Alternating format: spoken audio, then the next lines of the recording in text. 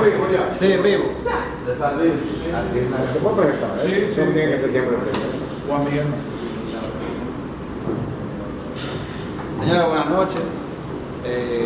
La Sociedad Numismática Dominicana tiene bien presente para nuestros seguidores que están en vivo en este momento presentar la charla El Quijote y la Numismática y el proyecto Museo El Quijote de Madera, un proyecto único en República Dominicana, presentado por el señor Juan Miguel Madera. Sí, muchas gracias. Más preámbulos. Bueno, en el interés y la motivación de José Manuel, creo que la mayoría de ustedes saben que yo soy un amante y seguidor del Quijote de la Mancha en todas sus vertientes. Entonces quiero hacer una recopilación de lo que inicialmente, por qué la figura del Quijote de la Mancha se convierte en algo de renombre para la literatura universal. La primera parte del Quijote, como información general, se llamó El ingenioso Hidalgo, Don Quijote de la Mancha, que salió en enero de 1605. Y la segunda parte, El ingenioso Caballero, Don Quijote de la Mancha, que fue 10 años después, en 1615, porque Avellaneda pirateó la primera parte y como no había concluido, el Quijote terminó en la segunda parte con la muerte. O sea, Cervantes hizo terminar la segunda parte para que no existiera de en adelante otra serie que quisieran copiarlo. Miguel de Cervantes, que nació en Alcalá de Henares el 29 de septiembre del 47, de 1500, y murió el 22 de abril. Coincidencia, el mismo día, el 22 de abril, en el calendario que rige España, murió Shakespeare, que murió el 23. Por eso se ha dedicado el 22 de abril el Día Internacional del Libro, en honor a ellos dos. Esa obra, Juan Quijote, es una obra de mi propiedad, es de un joven, Juan Gastelum, de Baja California, de Jalisco, que para mí interpretó muy bien, tomando como esencia las monedas de Estados Unidos que circulan normalmente en la frontera con México, y él quiso interpretarla como una moneda quijotesca de un Quijote. El ingenioso Hidalgo, Don Quijote, es un libro del castellano que está presente en la lista de los 20 libros más traducidos. Es el segundo después de la Biblia. Se ha traducido en más de 70 idiomas o dialectos. Esa obra que está a la izquierda es de un haitiano que la hizo en el año 2015, que es extraño porque la literatura española no va muy en relación con la parte de Francia, que fue que la dominó mayormente. Algunas curiosidades que yo quisiera compartir con ustedes, el porqué, para entrar después en la parte de la numismática y la filatelia, es que el libro más leído después de la Biblia y el más vendido es El Quijote de la Mancha, con más de 600 millones de copias, que son unos datos que uno dirá, oye, ha trascendido más allá de lo que es más de 400 años que hacen que salió el primer tomo. Ha sido traducido en más de 70 idiomas, considerado el mejor libro de la literatura universal, y casi 200 refranes que se utilizan normalmente en el idioma castellano fueron originarios del Quijote de la Mancha. Cervantes trató de interpretar el voz populi, la forma de interpretar. Por ejemplo, el que a buen árbol se arrima, buena sombra le cobija, es un refrán que sale del Quijote. Dime con quién hables y te diré quién eres, también está incluido dentro de los capítulos. A quien Dios se la da, San Pedro se la bendiga, y una golondrina no hace verano. Solamente quise traer, yo tengo listado alrededor de 225 refranes que están dentro del Quijote. José Blasco, le voy a dar un dato, es el mayor coleccionista de libros del Quijote, tiene un poco más de 300 ejemplares, y entre los que se destaca que él tiene en 66 idiomas. Él tiene una gran ventaja porque tiene 66 libros de 66 idiomas. Yo tengo alrededor de 260 libros, pero solamente en 4 idiomas. Todavía no le llego ni muy cerca a este señor. Él es español y fue un asunto fortuito que él empezó a coleccionar libros. También hay muchas frases célebres dentro del libro que podemos ver. como el hijo de Don Quijote soy, mi profesión, la de andante de caballería, la libertad es uno de los más preciosos dones, o cuando entras en el corazón de un amigo, son frases muy contundentes y que representan la esencia de lo que quería Cervantes transmitir a través de Cervantes. Esa es una obra de un cubano, un joven cubano, se llama Los Idealistas. Ahí está el Quijote, el Che, Dulcinea y Rocinante. Entonces, entrando en la parte de numismática, le voy a decir que estas son piezas que tengo. Cuando empecé a coleccionar, primero fueron piezas, esculturas, después me fui a la parte de obras de arte, y ahí pasé a libros, y yo dije, pero ven acá, yo tengo que completar, y me entré a la parte de billetes y monedas. Ese billete de 1951, cuando eran pesetas y circuló, eso fue un billete muy famoso. Esa moneda fue de 2005, cuando se cumplió el centenario, el cuarto centenario, ese de 2 euros. Hay muchas monedas, esa de oro, estoy detrás de esa de 100 euros, es un poco complicado, pero estoy tratando de completar la mayor cantidad de monedas para ampliar un poco la diversificación dentro de la colección. Esa moneda de plata del cuarto centenario de la primera edición, estas 3 monedas que están aquí en la parte inferior izquierda, se las debo a mi amigo Lux Hinrich, que esas son de Cuba, o sea, fue una impresión de Cuba y él me lo trajo. Y también, después que estuve en la parte de monedas, me metí, gracias al amigo Fernando Báez, me dio una dirección y tengo algunos 50 o 60 sellos y quiero seguir completando porque sería interesante también entrar dentro de esa fase. Eso es una muestra, porque México sacó monedas del centenario de la primera edición, Uruguay tiene monedas, o sea, hay varios países que han sacado monedas, o sea que si hay alguien interesado en contribuir a ampliar la colección de monedas, billetes o sellos, bienvenido sea. Todo esto, todas estas obras y todas estas piezas al final van a llegar a estar en una exposición que se va a llevar a cabo acá en República Dominicana, con todas las piezas que he recolectado en casi un poco más de 25 años llevo en esto. Es donde viene, a raíz de eso, la formación de la fundación del Quijote de Madera. ¿Por qué el Quijote de Madera? Porque Madera es mi apellido, y entonces ahí hago una analogía para representar lo que para mí es el Quijote junto con mi apellido, y sería realmente una forma de poder extender un poco más y poder exponer ante el público todas las piezas que he conseguido en todos estos años. Ahí tiene como propósito fundamental todo tipo de proyectos que tengo orientado a difundir la obra de Cervantes o sobre la figura del Quijote de la Mancha, que pueda ser vertientes de literatura, pintura, escultura, exposiciones, actividades culturales, etc.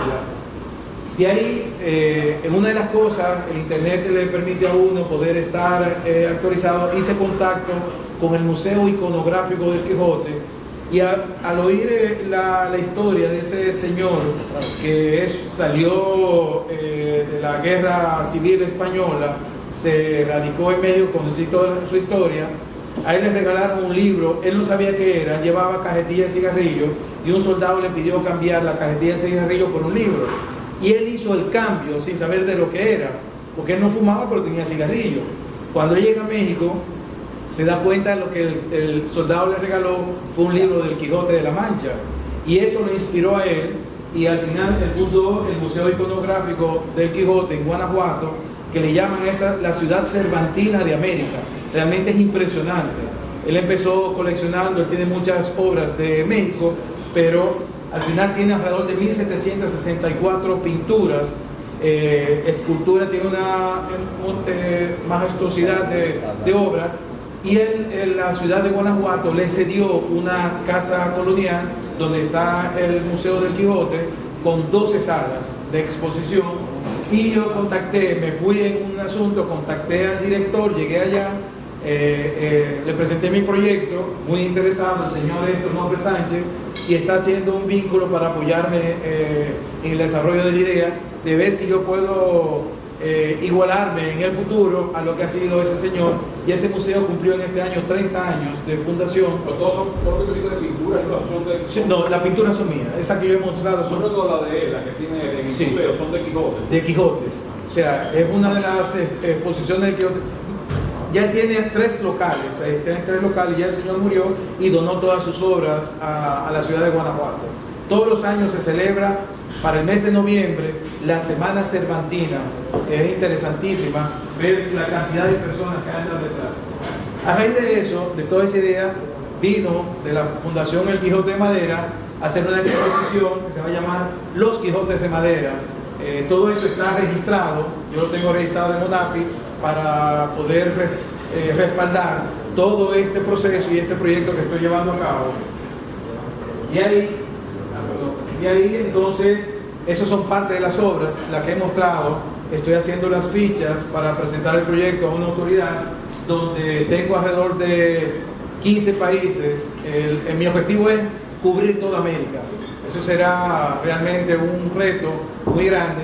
Y tengo la gran ventaja, así como tengo un señor de casi 90 años que nunca fue a una escuela de pintura, y tengo una obra de él, un hondureño, asimismo tengo la posibilidad de tener una obra de la nieta de Miguel Estrella como la persona más joven.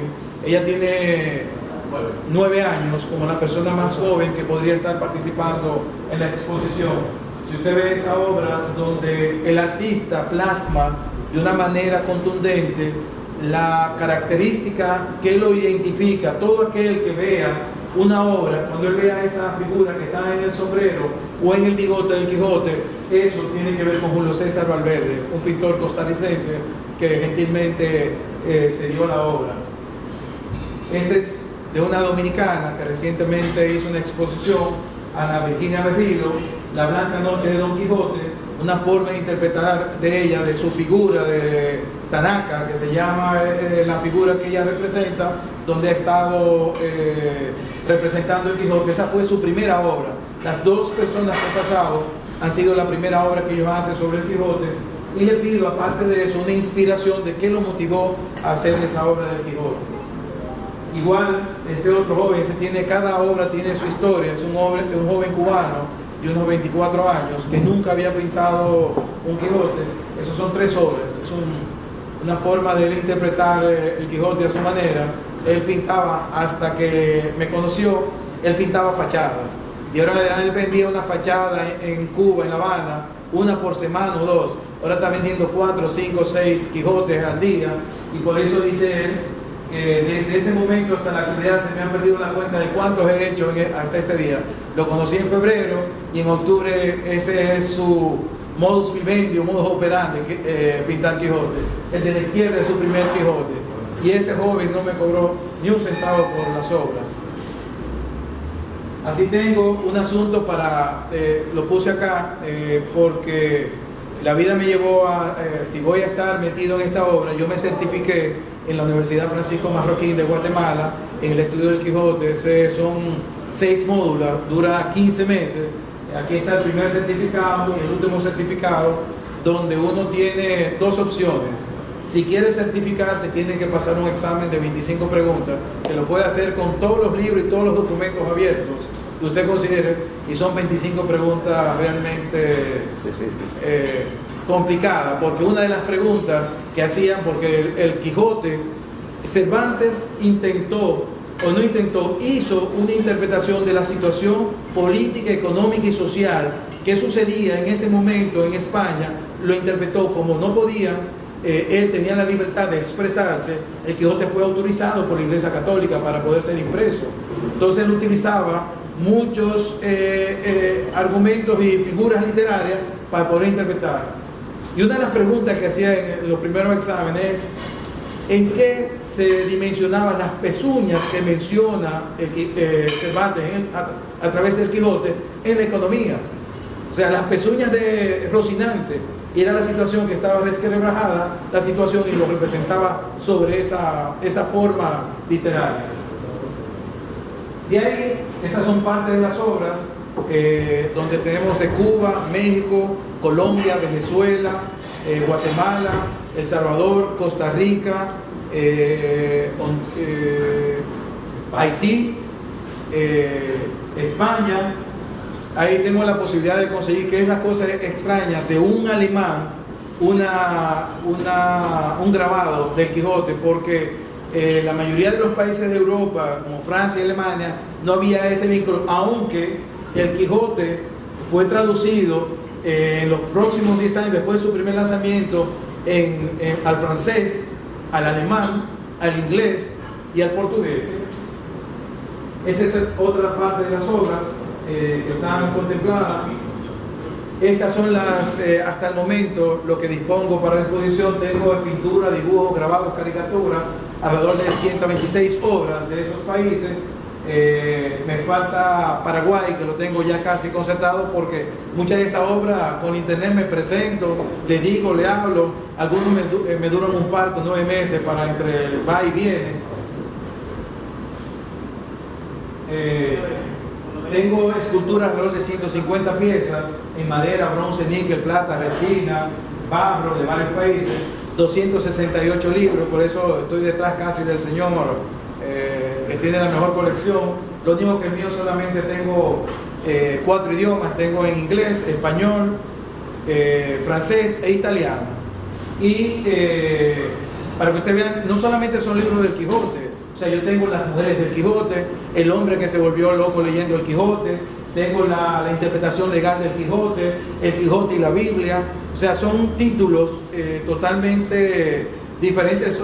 Tengo libros conseguí uno de 1869, tengo ese de 1954 y tengo otro en la casa de 1948.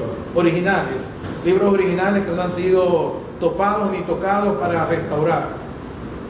Tengo sellos alrededor de 40, gracias a Fernando, que me contactó con una casa que vende sellos, y ahí me volví loco comprando sellos de Quijote. Y moneda y billetes tengo alrededor de 12 países hasta el momento.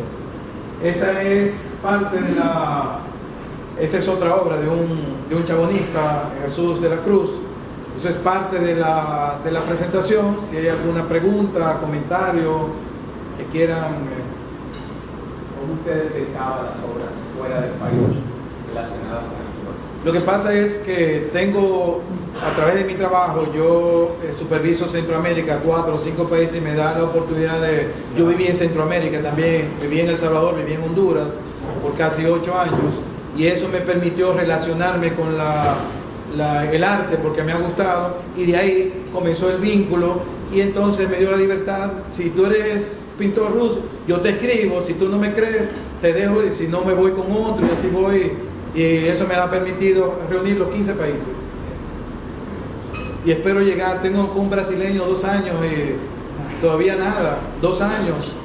Pero ¿para comprárselo o para que te lo regalen? Lo que sea.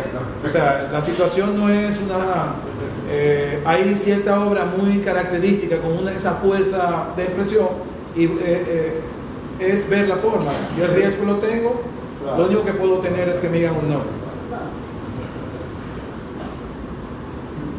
Yo estoy con una idea que es en el país, como estoy con los países de América, a ver si completo eso, y le voy a decir, no es por que yo tengo la exposición y tengo esta colección, pero ustedes se ponen a ver, pueden entrar a internet, nadie hasta ahora se ha puesto a recolectar obras de arte de diferentes países del mundo. Nadie. O sea, ese señor de Guanajuato se especializó en México, tiene una que otra obra de Argentina que le han ido a entregar, hay uno en Perú, un coleccionista, pero él solamente colecciona dedales, figuras. O sea, de lo que yo he podido hasta ahora, en más de 25 años que tengo en esto, nadie ha tenido una exposición, un proyecto que tenga la envergadura como lo tengo hasta el momento. Es un proyecto, o sea, sería una fecha futura, hay un local, ¿qué características usted necesita para hacer esto? Me imagino que a nivel también financiero quizás falta ayuda, pero ¿para cuándo podemos tener realmente, físicamente, un museo de esto? Mire, primero voy por la exposición. Para mí la exposición tendría que ser al final del primer trimestre del año próximo. Ese es el ideal. Segundo, hay una situación que he tenido personas que me han conocido con este proyecto y que están interesados en apoyar esta gestión, y estoy buscando un vínculo porque hay una propiedad en la zona colonial que solamente tiene las paredes de unos 764 metros, y realmente estoy viendo qué hacer, pero tiene que haber el financiamiento.